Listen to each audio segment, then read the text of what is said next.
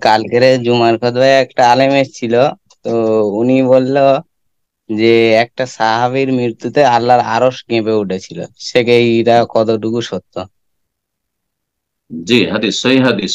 সাদ বিন মুআয রাদিয়াল্লাহু তাআলা আনহু খন্দকের যুদ্ধে আহত হয়ে শহীদ হয়েছিলেন। তো বড়ই তিনি বিশিষ্ট সাহাবী ছিলেন। তার মাধ্যমে আল্লাহ রাব্বুল আলামিন বিচার সালিস করিয়ে নিয়েছিলেন। যারা সীমা লঙ্ঘনকারী, চরম অন্যায়কারী, বিশ্বাসঘাতক, গাদ্দার ইহুদি বনু কুরাইজা, তাদের পানিশমেন্টের কারণ তাকে বিচারক হিসাবে তারা মেনে নিয়েছিল।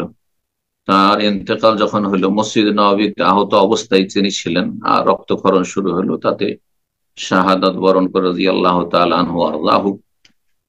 তার সম্পর্কে বলছে ইহতাজ্জালাহুল আরশ, ইহতাজ্জাল আরশ লিমাউতি সাদ।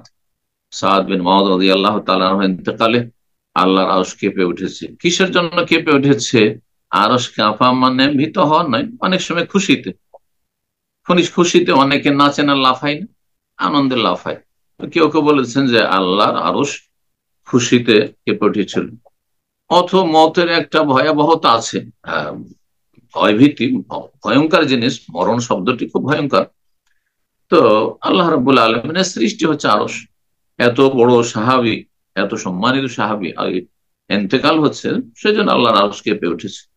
মায়ায়, ভালোবাসায় হইতে পারে। মমিন বান্দাকে সবকিছু ভালোবাসে।